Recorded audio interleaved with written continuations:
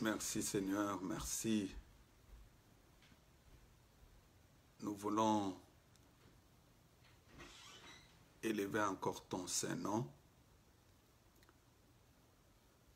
parce qu'il est écrit dans ta parole, ni la peste qui marche dans les ténèbres, ni la contagion qui frappe en plein midi, que 10 000 tombent à ton côté, que 1000 tombent à ta droite, tu ne seras pas atteint. Merci Père pour ta protection, pour ta sécurité. Merci pour ce moment difficile que nous traversons. Mais quel que soit cela, tu ne nous abandonnes pas. Tu es en train de nous épargner du jour au jour. Laisse-moi encore manifester ma profonde reconnaissance pour une année de plus que tu as ajoutée à ma fille. Je sais que tu es grand, tu es fidèle. Ta bonté dure à toujours. Merci pour ta grandeur. Merci pour ta fidélité. Nous voici encore ce matin pour partager ce moment merveilleux, ce moment favorable. Nous demandons ta présence. Nous voulons que le Saint-Esprit de Dieu nous accompagne, qu'il nous assiste, parce que c'est lui qui est notre Père. Viens te manifester le long de ce message. Que tes enfants qui me suivent en direct soient bénis, que ce message donne la vie. Je prends autorité sur tout esprit qui ne confesse pas le nom de Jésus. Distraction, dispersion de pensée, tout esprit de vol de parole, je les chasse tous et je les envoie dans le lieu aride au nom de Jésus. Sois élevé au-dessus de toutes choses, du début jusqu'à la fin, au nom de notre Seigneur Jésus-Christ. Amen. Que mon Dieu soit loué pour l'opportunité qu'il nous accorde encore aujourd'hui de nous retrouver. Nous allons partager sur un thème très capital que nous allons débuter aujourd'hui. Après avoir parlé sur les désirs de la chair, nous entamons la deuxième partie intitulée « La marche selon l'esprit ». Comment est-ce qu'un chrétien peut marcher selon l'esprit? Nous lisons dans le livre de Galates, chapitre 5, verset 16, et on saute pour lire le verset 25. La parole de Dieu dit ceci: j'ai dit donc que marchez selon l'esprit et vous n'accomplirez pas les désirs de la chair. Verset 25. Si nous vivons selon l'esprit, marchons aussi selon l'esprit. Parole de Dieu. Nous allons partager pendant ce moment la marche selon l'esprit. Lorsqu'on parle de l'esprit, je voudrais parler du Saint-Esprit. C'est lui que le Seigneur avait promis à ses disciples. Il leur a dit, il est avantageux que je m'en aille afin que le Consolateur, le Saint-Esprit, vienne. Et quand il viendra, il va vous enseigner, il va vous montrer comment vous devez marcher. Et c'est le Saint-Esprit qui était descendu dans la vie des apôtres le jour de la Pentecôte, lorsqu'ils étaient renfermés dans la maison. Une fois reçu le Saint-Esprit, ils ont commencé la marche avec le Saint-Esprit. Nous aussi, en tant que chrétiens, nous sommes appelés à marcher selon l'Esprit et non selon la chair. Parce que celui qui marche selon l'Esprit n'accomplit plus les désirs de la chair. La première des choses, pour marcher avec le Saint-Esprit, il faut d'abord avoir le Saint-Esprit. Parce que tu ne peux pas marcher avec lui sans qu'il ait, sans qu'il soit le maître, le conducteur de ta vie. Il faut d'abord recevoir le Saint-Esprit. C'est ainsi, après la résurrection et l'ascension de notre Seigneur Jésus, nous attendons la plénitude du Saint-Esprit. Oui, le Saint-Esprit est déjà dans nos vies. Nous l'avons déjà reçu. Parce qu'un enfant de Dieu doit effectivement recevoir le Saint-Esprit. Le Saint-Esprit n'est rien d'autre que Jésus lui-même. Cette force réelle qui nous aide pour que nous puissions marcher selon la parole de Dieu. Parce que quand tu n'as pas le Saint-Esprit, tu ne peux pas réussir, mon frère, ma soeur. Tu vas forcer les choses. Or, quelqu'un qui a le Saint-Esprit, tout se fait automatiquement. Il ne va pas forcer les choses, mais les choses se font d'elles-mêmes. C'est le Saint-Esprit qui est le maître. C'est lui qui est le conducteur. C'est lui qui montre la voie à suivre. Et à chaque fois que tu veux revenir sur les choses anciennes, le Saint-Esprit te dit, attention, ne le fais pas.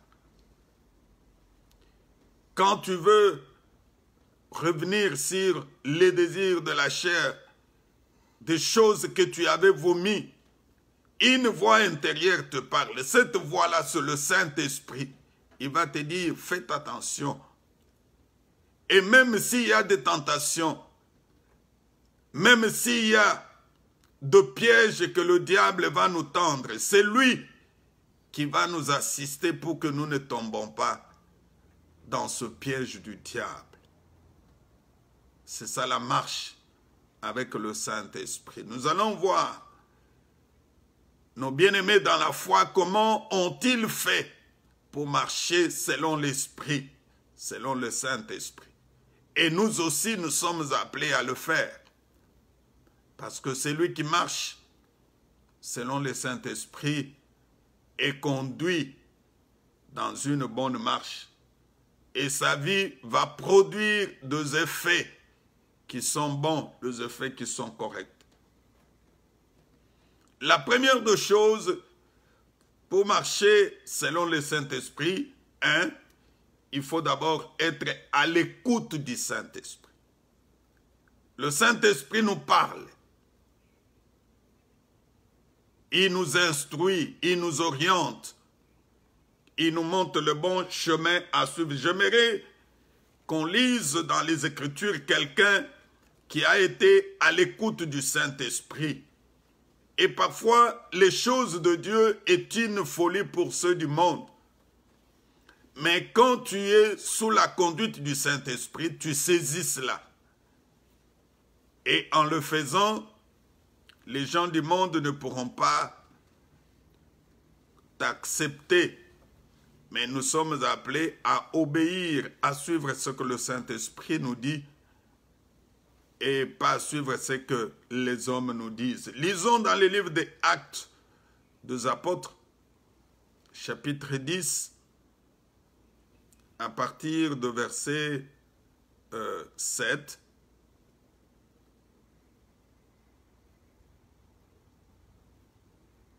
Nous lisons au nom de Jésus. Ici, on nous parle de ce qui s'était passé dans la vie de l'apôtre Pierre après avoir reçu le Saint-Esprit. Parce que la vie des apôtres fut différente avant et après avoir reçu le Saint-Esprit. Cette fois-là, ils n'avaient plus peur. Ils étaient conduits par le Saint-Esprit. Écoute ce que la parole de Dieu dit. Dès que l'ange qui lui avait parlé fut parti, Corneille appela 2 de ses serviteurs et un soldat pieux d'entre eux qui était attaché à sa personne. Et après l'avoir tout raconté, il les envoya à Joppé. Le lendemain, comme ils étaient en route et qu'il approchait de la ville, Pierre monta sur le toit vers la 6e heure pour prier. Il eut faim et voulut manger. Pendant qu'on lui préparait à manger, il tomba en extase. Il vit le ciel ouvert et un objet semblable à une grande nappe attachée par les 4 coins qui descendait et s'abaissait vers la terre, où se trouvaient tous les quadrupèdes et les reptiles de la terre et les oiseaux du ciel. Et une voix lui dit, « Lève-toi, Pierre, tue et mange. » Mais Pierre dit, « Non, Seigneur, car je n'ai jamais rien mangé de souillé ni d'impur. » Et pour la seconde fois, la foi se fit encore entendre à lui. Ce que Dieu a déclaré pur, ne le regardez pas comme souillé. Cela arriva jusqu'à 3 fois et aussitôt après, l'objet fut retiré dans le ciel. Tandis que Pierre ne savait en lui-même que penser du sens de la vision qu'il avait eue, voici les hommes envoyés par Corneille, s'étant informés de la maison de Simon, se présentèrent à la porte et demandèrent à haute voix si c'était là que logeait Simon appelé Pierre.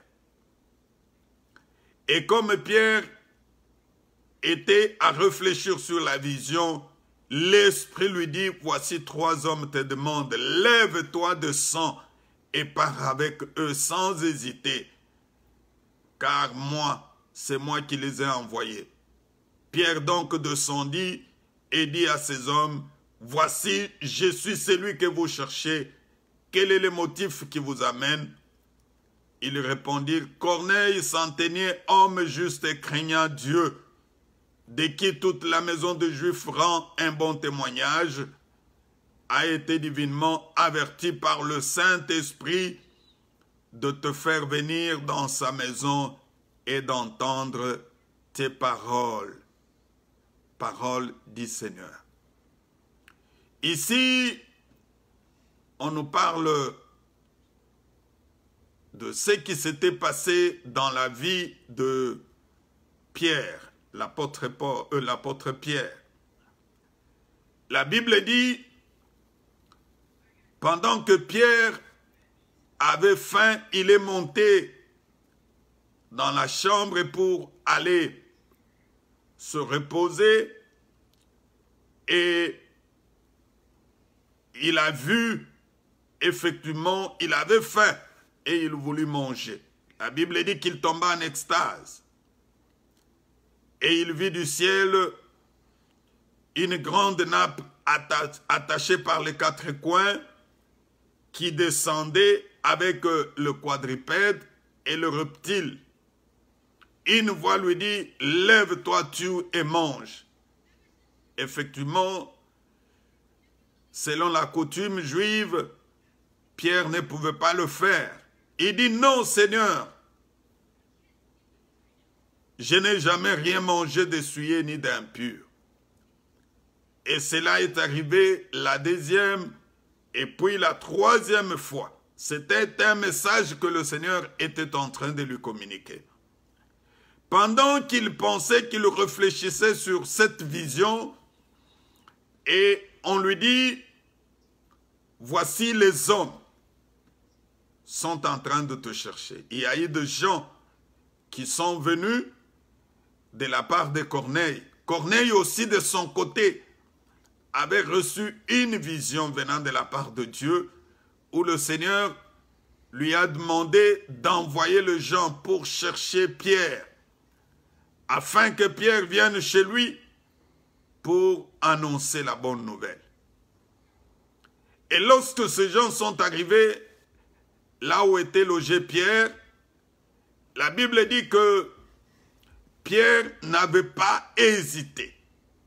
Il dit, comme Pierre était à réfléchir sur la vision, l'Esprit lui dit, voici 3 hommes te demandent, lève-toi et descends avec eux sans hésiter, car c'est moi qui les ai envoyés. Ça, c'est le Saint-Esprit qui lui parle. Et Pierre n'a pas hésité de le faire. Il n'a même pas dit, je ne connais pas ce gens, comment dois-je aller avec eux? Je ne connais pas Corneille. Et Pierre a été appelé d'aller directement avec eux parce qu'il était conduit par le Saint-Esprit. Quelqu'un qui marche selon l'Esprit, comme je le disais tout à l'heure, il est à l'écoute du Saint-Esprit. Le Saint-Esprit lui parle. Et le Saint-Esprit ne parle que de bonnes choses, pas de mauvaises choses. Le Saint-Esprit lui a dit d'aller chez Corneille. Et il est parti avec eux. Nous savons qu'une fois arrivé chez Corneille, il a commencé à annoncer la bonne nouvelle pendant qu'il prêchait la parole. La Bible dit le Saint-Esprit était descendu. Corneille avait invité toute sa famille, ses amis qui étaient autour de lui. Pendant que Pierre prêchait, le Saint-Esprit est descendu. Ils ont été tous baptisés du Saint-Esprit et ils ont commencé à parler des nouvelles langues. Voilà comment Dieu fait ce miracle à cause d'abord de l'obéissance que Pierre avait manifestée. Si Pierre avait refusé, cela ne pouvait pas se réaliser. Lorsque tu marches avec le Saint-Esprit, tu es sur le pas de Jésus. C'est lui qui est le conducteur. C'est lui qui va t'orienter. Il va te prévenir lorsque les mauvaises choses veulent t'arriver. En tant que chrétien, Dieu ne permettra pas qu'il y ait de surprises dans nos vies. Vous savez, souvent Dieu a l'habitude de nous prévenir. Il a l'habitude de nous dire certaines choses. Mais souvent, nous les prenons avec beaucoup de légèreté.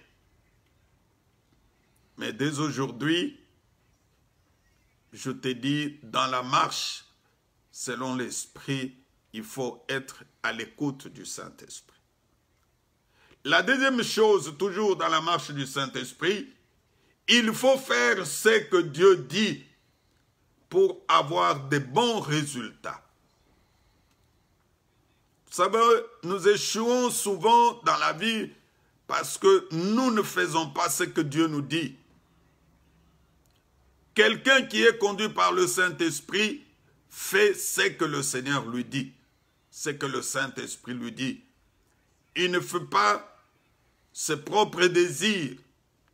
Il ne fait pas ce que lui veut. Lisons un peu dans Actes chapitre 12, tu vas comprendre quelqu'un qui avait fait ce que le Saint-Esprit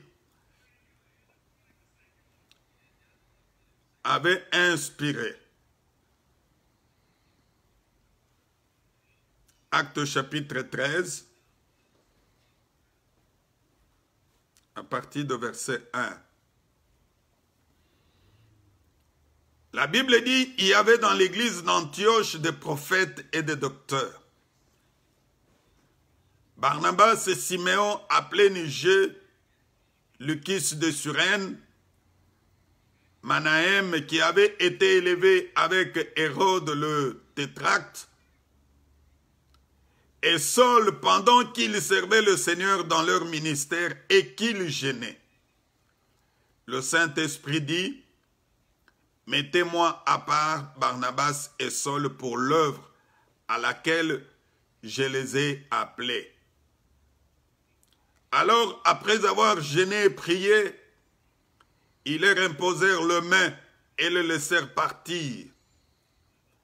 Barnabas et Saul, envoyés par le Saint-Esprit, descendirent à Séleucie, et de là, ils s'embarquèrent pour l'île de Chirpe. Arrivés à Salamine, ils annoncèrent la parole de Dieu dans les synagogues de Juifs. Ils avaient Jean pour aide. Ayant ensuite traversé toute l'île de Paphos, ils trouvèrent un certain magicien, faux prophète, juif nommé Bar-Jésus, qui était avec le proconsul Sergius, homme intelligent. Ce dernier fit appeler Barnabas et Saul et manifesta le désir d'entendre la parole de Dieu. Mais Élymas le magicien, car c'est ce que signifie son nom, leur faisait opposition, cherchant à détourner de la foi les proconsuls. Alors Saul, appelé aussi Paul, rempli du Saint-Esprit, fixa le regard sur lui et dit, « Homme plein de toute espèce de ruse et de fraude, fils du diable, ennemi de toute pièce, ne cesseras-tu point de pervertir le voie droite du Seigneur? Maintenant voici, la main du Seigneur est sur toi, tu seras aveugle, et pour un temps tu ne verras plus le soleil. » Aussitôt, l'obscurité et les ténèbres tombèrent sur lui. Il cherchait en tâtonnant de personnes pour les guider. Alors le proconsul, voyant ce qui était arrivé, crut, était frappé de la doctrine du Seigneur Jésus. Amen. Ici, c'est comme je le disais, lorsque tu marches avec le Saint-Esprit, tu vas faire ce que Dieu t'a dit. Et en le faisant, tu recevras de bons résultats. Ici, on nous parle de ce qui s'est passé dans le ministère de Paul et Barnabas. Ils étaient tous à l'église d'Antioche et pendant qu'ils servaient le Seigneur dans leur ministère, parce que il y avait des prophètes, il y avait des docteurs, la Bible dit qu'ils jeûnaient. Je ne sais pas si tu as aussi l'habitude de jeûner, parce que aujourd'hui il y a des chrétiens qui ne veulent même pas jeûner. Quand tu lui dis de jeûner, il te dit non, on a déjà jeûné pour nous. La vie chrétienne est une vie accompagnée de prière et de jeûne. Et surtout, les temps difficiles que nous traversons, le Seigneur nous donne des opportunités de prier et de jeûner. C'est bien aimé servir le Seigneur dans la prière et dans le jeûne. Vous m'excusez. Le Saint-Esprit, parce que c'est lui qui est le maître de l'Église. L'Église doit être conduite, la vie d'un chrétien doit être conduite par le Saint-Esprit. Tu ne peux pas te conduire toi-même, non. Le Saint-Esprit dit, mettez-moi à part Barnabas et Saul pour l'œuvre à laquelle je les ai appelés. Une fois que le Saint-Esprit a parlé, ils ont été à l'écoute. Et c'est ce qui a été fait. La Bible dit, après avoir prié et jeûné, on les a imposé les mains. Envoyés par le Saint-Esprit, ils sont partis là où le Seigneur les a envoyés. Mon frère, ma soeur, toi qui me suis, je ne sais pas, quand le Saint-Esprit te dit de faire quelque chose ou t'envoie quelque part, est-ce que tu obéis ou tu n'obéis pas? Parce que dans la marche avec le Saint-Esprit, l'obéissance est très nécessaire. L'obéissance est très importante. Tu ne peux pas dire que tu marches avec le Saint-Esprit sans obéir. Parce que le Saint-Esprit va commencer à te dire, mets fin à toutes les anciennes relations que tu avais. Parce que par ce voie-là, c'est là où le diable cherche toujours à revenir dans ta vie. Mais une fois que tu reçois ce message, automatiquement tu obéis, tu mets fin. C'est ça la marche avec le Saint-Esprit. Celui qui marche avec le Saint-Esprit ne peut pas être incrédule, ne peut pas résister à la voix de l'Éternel. Paul et Barnabas sont allés. La Bible dit, arrivés sur place à Salami, ils ont commencé à annoncer la parole dans la synagogue. Or, dans cette ville-là, il y avait un magicien qui se faisait passer d'un prophète. Or, il était faux prophète. Il s'appelait Bar-Jésus. Aujourd'hui, les Bar-Jésus existent aussi, les faux prophètes. Pendant cette période, combien de messages n'avons-nous pas eu? Il y a ceux qui prophétisent sur les Covid-19. Mais il fallait prophétiser avant. Parce qu'un vrai prophète, c'est celui qui prophétise avant. Ce n'est pas en plein Covid que tu commences à prophétiser en disant « Le Seigneur m'avait dit ». Non, on reconnaît le prophète, le vrai prophète, lorsqu'il donne le message et que ce message s'accomplit. Mais toi, tu n'avais pas donné le message. Aujourd'hui que nous sommes devant le fait, tu t'es dit non, c'est moi. Non, ce n'est pas ça. Et il a commencé à annoncer la parole. Ce magicien cherchait à s'opposer. Pendant qu'il s'opposait, le Saint-Esprit, Paul rempli du Saint-Esprit, lui a fixé le regard. Vous savez, quand tu marches avec le Saint-Esprit, il te parle à tout moment. Paul et Barnabas étaient conduits par le Saint-Esprit. Il a fixé le regard sur cet homme, sur ces faux prophètes. Écoute ce qu'il lui dit. On me plaint de toute espèce de ruse et de fraude. Il lui dit, fils du diable, ennemi de toute justice, ne cesseras-tu point de pervertir les choses droites du Christ? Celui qui ne marche pas le Saint-Esprit, sa mission est de pervertir les choses. Il ne veut pas que les choses marchent selon la droiture. Un homme pervers qui trouve que voler, c'est une bonne chose. Quand quelqu'un est nommé ministre, une fois qu'il n'a pas volé, les hommes pervers commencent à lui dire, cet homme-là, il a fait 2 ans, 3 ans, ministre, voilà qu'il sort mais vide. C'est ça la perversion. Mais lorsque tu n'es pas, tu es conduit par le Saint-Esprit bien-aimé, tu ne peux pas vivre dans la perversion.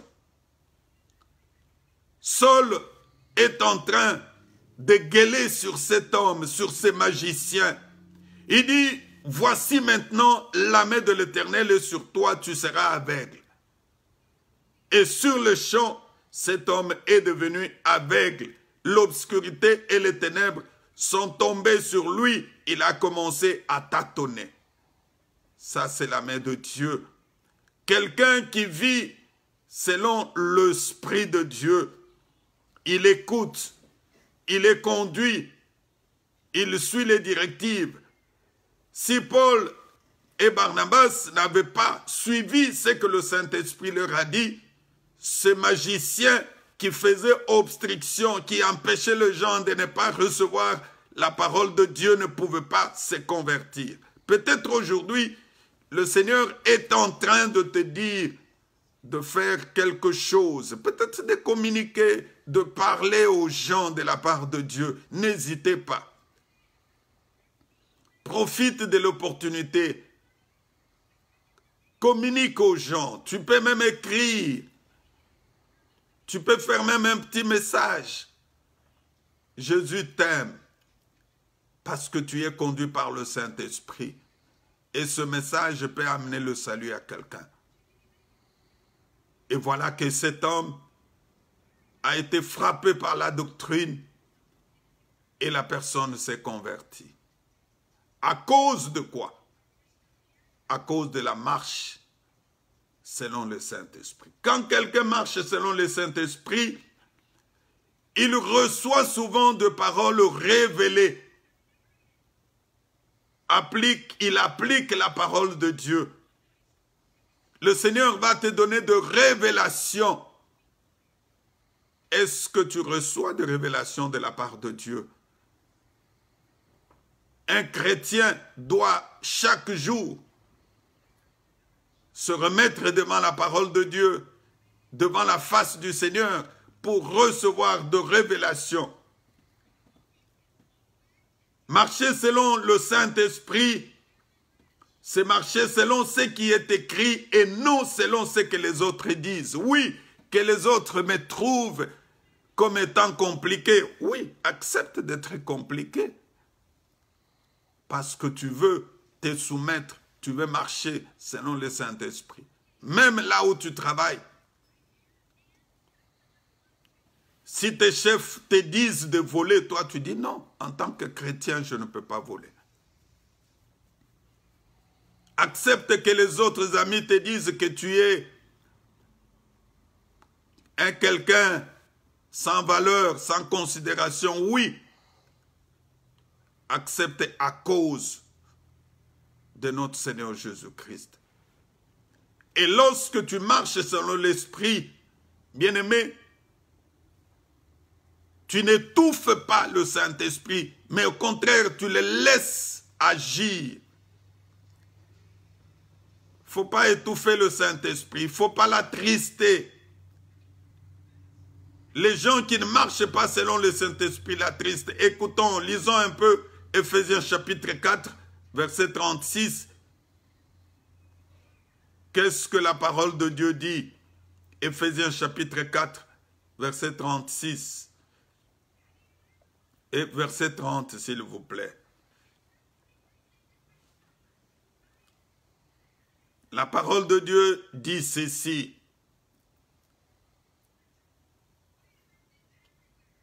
N'attristez pas le Saint-Esprit de Dieu, par lequel vous avez été scellés par le jour de la rédemption.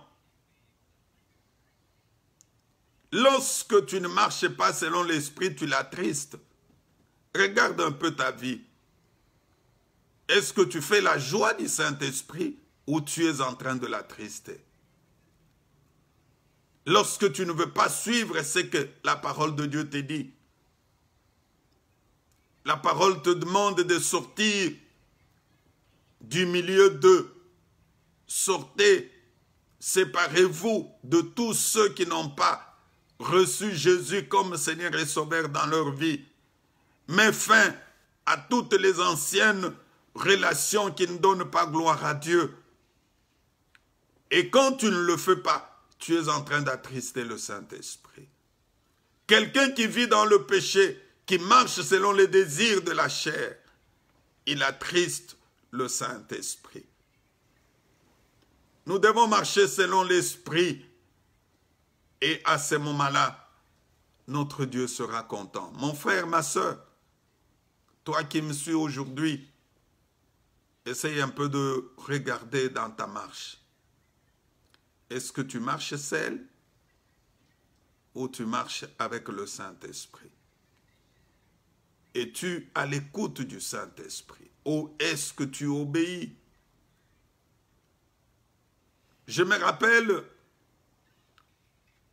d'un pasteur qui avait commencé une église. Quand il a commencé cette église, l'église était en train de croître. L'église est arrivée jusqu'à avoir 1000 membres. Et à ce moment-là, le Saint-Esprit lui dit, finis ta mission. Il faudrait que tu puisses consacrer un pasteur qui sera le responsable de cette église. Parce que tu n'es pas pasteur, toi tu es apôtre. Tu es appelé à aller implanter d'autres églises. Mais cet homme de Dieu, au lieu d'être à l'écoute du Saint-Esprit, il n'a pas voulu suivre. Il voyait les intérêts, surtout que les choses marchaient de mieux en mieux. Il a désobéi au Saint-Esprit. Mais comme Dieu reste Dieu, il finit toujours par manifester sa gloire. 4 mois après, cet homme de Dieu se retrouvait devant une situation qui a fait que lui et toute l'église étaient dehors. On les a mis dehors et qui n'avaient plus la possibilité de prier comme auparavant. Lorsqu'il est rentré en prière, en pleurant pour dire « Seigneur, qu'est-ce qui m'arrive ?»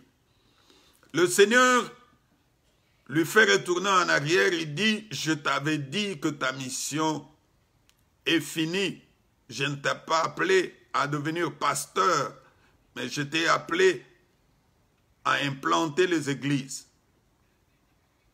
Fais ce que je t'avais demandé. » L'homme de Dieu s'est humilié, il a demandé pardon, et c'est ainsi qu'il a pu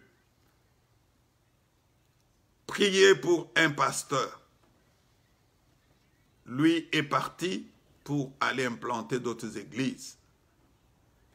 Et comme il a été à l'écoute du Saint-Esprit, Dieu se manifestait grandement dans sa vie et aujourd'hui, il a implanté autant d'églises. Mon frère, ma soeur, lorsque le Saint-Esprit te parle, es-tu à son écoute ou tu fais ce que ton cœur te dit? Même ceux qui sont engagés dans le fiançailles, vous savez, parfois lorsqu'on s'engage dans le fiançailles, vous devez chercher à marcher selon l'Esprit. Demandez le Saint-Esprit, est-ce que c'est sa volonté ou pas? Souvent, on est conduit par le désir de la chair. Tu trouves un frère, une fois qu'il veut s'engager, il dit, je voudrais une sœur qui parle bien français, qui parle bien l'anglais, qui est de teint clair, née d'une bonne famille, ainsi de suite, plein de critères. Mais il oublie que le premier critère, c'est d'abord le fait d'être chrétienne, une femme qui est transformée, une femme qui marche avec le Seigneur. Et lorsque on s'engage, non selon l'esprit, on s'engage selon les désirs de la chair, ce sont de fiançailles qui connaissent de problèmes. De fiançailles qui prennent beaucoup de temps. Et une fois dans le mariage, des problèmes commencent. Il y a plein de complications. Pourquoi? Parce qu'on n'a pas été à l'écoute du Saint-Esprit. Toi qui me suis, est-ce que ta marche est sous la conduite du Saint-Esprit ou c'est toi-même qui le fais? Homme de Dieu, tout ce que tu fais dans l'église, tout ce que je fais dans mon église est sous la conduite du Saint-Esprit ou ma propre conduite. Parce que souvent, on se dit, le Saint-Esprit m'a dit. Est-ce que réellement c'est lui? Ou c'est la pensée humaine? Parce que nous devons séparer la pensée humaine et l'inspiration du Saint-Esprit. Lorsque c'est une inspiration divine qui vient de Dieu, les choses se font automatiquement. Oui, la pensée humaine peut aussi intervenir dans le ministère. Mais il faudrait que la conduite du Saint-Esprit soit au-dessus de toutes choses. Lisons de Pierre, 2 Pierre, chapitre 1, verset 21. Écoute ce que la parole de Dieu nous dit. C'est poussé par le Saint-Esprit que les hommes ont parlé de la part de Dieu. Est-ce que tu parles de la part de Dieu ou de la part de toi-même? Il faut être poussé par le Saint-Esprit. Oh, le Saint-Esprit m'a dit, le Saint-Esprit m'a convaincu. Ah, si c'est poussé par le Saint-Esprit, gloire à Dieu. Mais si c'est quelque chose qui vient de nous-mêmes, mon frère, ma soeur, je te demande aujourd'hui de changer ta position. Marchez selon l'Esprit et vous n'accomplirez pas le désir de la chair. Laissez le Saint-Esprit faire ce qu'il veut faire en nous, ce qu'il veut réaliser. Vous savez, nous les bloquons parfois. Il a beaucoup de choses qu'il veut faire. Pendant cette période, il te parle. Il t'inspire. Il te dit, je suis avec toi. Quelles sont les orientations que tu reçois de la part du Saint-Esprit? Même quand tu veux t'engager dans une affaire, cherche d'abord la volonté de Dieu, inspire-toi. Quelqu'un qui marche selon l'Esprit ne fait pas quelque chose au hasard. Il ne fait pas quelque chose parce que l'autre l'a fait. Même nos enseignements que nous donnons aujourd'hui, est-ce que c'est le Saint-Esprit qui te communique ou bien parce que tu as vu tel pasteur prêcher, tu as vu tel prophète prêcher? Un message qui est communiqué selon le Saint-Esprit, c'est un message qui touche le cœur. C'est un message qui amène la transformation. Un message qui amène la délivrance dans la vie de gens. Mon frère, ma soeur, quelle est ta marche? Est-ce que tu marches avec le Saint-Esprit ou tu marches seul? Je voudrais terminer en disant au peuple de Dieu que pendant cet enseignement, nous allons développer 6 points. Aujourd'hui, ce n'était que l'introduction. Le premier point, que signifie la marche selon l'Esprit? C'est ce que nous avons introduit aujourd'hui. Le deuxième point qui sera développé, comment peut-on marcher selon l'Esprit? De quelle manière? Quelle conduite doit-on adopter lorsqu'on marche selon l'Esprit? Troisième point, quelles sont les différentes conditions pour marcher selon l'Esprit? Quatrième, les signes qui montrent que cette personne marche selon l'Esprit. Le cinquième point, les avantages de quelqu'un qui marche selon l'Esprit. Quels sont les avantages que tu peux en tirer lorsque tu marches selon l'Esprit? Il n'y a que des avantages, pas d'inconvénients. Parce que celui qui marche selon l'Esprit réussit. Celui qui marche selon l'Esprit connaît le progrès. Celui qui marche selon l'Esprit connaît les succès. Si tu veux connaître les succès dans ta vie, dans ton foyer, dans ton travail, dans ton ministère, dans tes affaires, il faut marcher selon l'Esprit. Pendant cette période, qu'est-ce que le Saint-Esprit te dit? Il te dit de ne pas payer ta dîme ou de la payer. Parce que quelqu'un qui marche selon l'esprit, de telles choses se font automatiquement dans sa vie. Je voudrais prier pour terminer notre message d'aujourd'hui. Marchez selon l'esprit et vous n'accomplirez pas le désir de la chair.